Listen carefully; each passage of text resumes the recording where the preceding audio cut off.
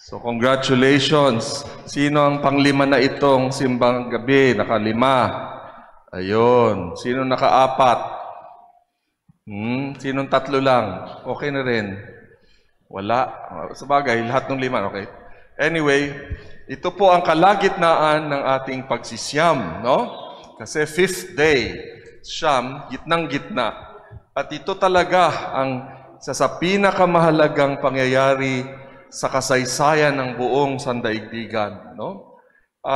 Natutuwa ako na sa inyong parokya po, yung Belen dito, ewan ko kung nabisita na ninyo. Pag pumunta kayo at nakita ninyo, anong nasa sabsaban? Wala pong baby Jesus sa sabsaban. Ano nandyan? Biblia, ang salita ng Diyos. Papalitan siguro yan kapag bisperas na ng Pasko, papalitan na ng bambino o ibig sabihin sanggol na si Jesus.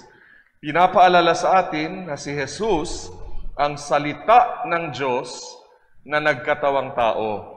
At alam natin itong binasa ko ngayon, lalo na kayong marunong nung tinatawag na sa Latin ay Angelus, yung panalangin, madalas inoorasyon kapag umaga, sa tanghali at gabi, usually 6 o'clock, 12 o'clock, 6 o'clock, no? The angel of the Lord declared unto Mary. Ito yung kwentong iyon, no? Pero may bahagi yung and the word was made flesh and dwelt among us. Pag hinanap niyo dito, ay wala dito. Kasi po Gospel of Luke ito. Yung gitna doon sa dasal na yon ay nasa Ebanghelyo ni San Juan, unang kabanata, no? So you should know that that prayer is very beautiful. It talks about the mystery of Christmas. Well, actually, the mystery of the Annunciation. Kung kailan naging tao ang Diyos. Hindi naging tao ang anak ng Diyos, ang salita ng Diyos, na capital S, no? Capital S. Hindi siya nagkatawang tao December 25. Di ba? Kailan siya nagkatawang tao? March 25. Kasi sa kapistahan ng 9 months bago siya ipinanganak, naging tao na siya sa sinapupunan ni Maria. At nais natin taon-taon na pagdasalan ito at pagnilayan at ipagdiwang itong ang tinatawag na ginintuang misa dahil sa ginintuang sandali ng isang dalagita. No, ang dalaga, ang dalagita, batang dalaga pa. Siguro mga 14, 15, kasi sa panahon nila, mas mature na ang mga babae at mga lalaki din na pwede nang mag-asawa ng ganoong kaaga. At dahil sa kapakumbabaan ni Maria, ang isang himala na walang kaparis ay nangyari. No? At kaya pinagdiriwang din natin ang napakagandang himala na tayong lahat ay naka-benepisyo, nakinabang, no? Dahil ngayon, itong ating hamak na katawang lupa, no? O katauhan, ay binasbasan at binendisyonan. Bakit? Ang Diyos naging tao. No? Itong laman natin at buto at dugo at pawis, Diyos ay inako ito. No? Sa unang pagbasa, sinabi ni Propeta Isaías, at ang tanda daw na espesyal na bibigay ng Panginoon ay ang isang dalaga ay maglilihi at ang anak niya ay tatawaging Emmanuel. Ang Diyos ay sumasa atin. God with us. No? So, kasi minsan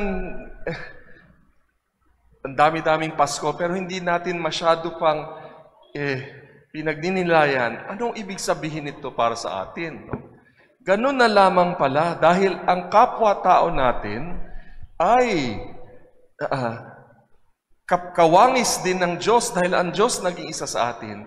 Ganun na lamang ang ating dapat paggalang sa kapwa-tao natin. Kesyo maganda o pangit sa tingin natin, kesyo malaki, maliit, kesyo pandak o matangkad, ang ating paggalang sa kanila ay dapat naroroon.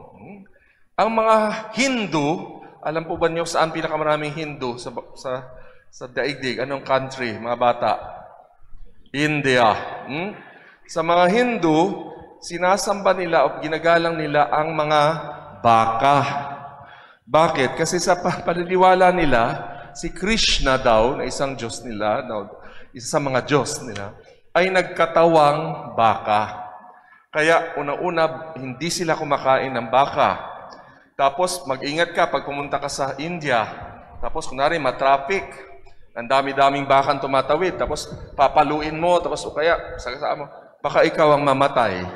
Kasi magagalit sila. Dahil ano yan ni Krishna, no? Actually, minsan tawag nila avatar. Alam niyo yan sa inyong computer, no? So, kung sa kanila, baka, sa atin tayo, tao. Tingnan niyo yung katabi niyong yan. Yan. Oh, ang Diyos naging kaparis niyan. Really, Father? Yung aking kuya na gusto kong dagukan? Oo, kailangan mahalin yung kuya mo at igalang dahil siya ay kapwa-tao ni Jesus, no? Na Jesus na Diyos. Kaya pag nilayan natin, sino sa buhay natin ang parang hindi natin nabibigyan ng karampatang pagmamahal at paggalang? Sino sa lipunan natin ang mas kailangan pa nating pakitaan ng pagmamahal at paggalang? Natutuwa ako na sa paligid ng Belen, meron ng ilang mga nag-donate para sa ibabahagi natin sa ilang mga pamilya na mas nangangailangan. No? Dahil nga, kung paanong si Jesus ay iniwan ng langit, nagpaabala sa atin, naging isa sa atin, bumaba para dito sa atin, tayo rin naman dapat ay magmalasakit. No? So ayoko ng pahabaan ito dahil gusto ko lang magbigay tayo ng ilang sandali ng paghingi ng grasya ng Panginoon. Sa anong kalooban ng Panginoon? Sino ang dapat kong bigyan ng mas lalo pang pagmamahal ngayong Pasko at sa darating na bagong taon?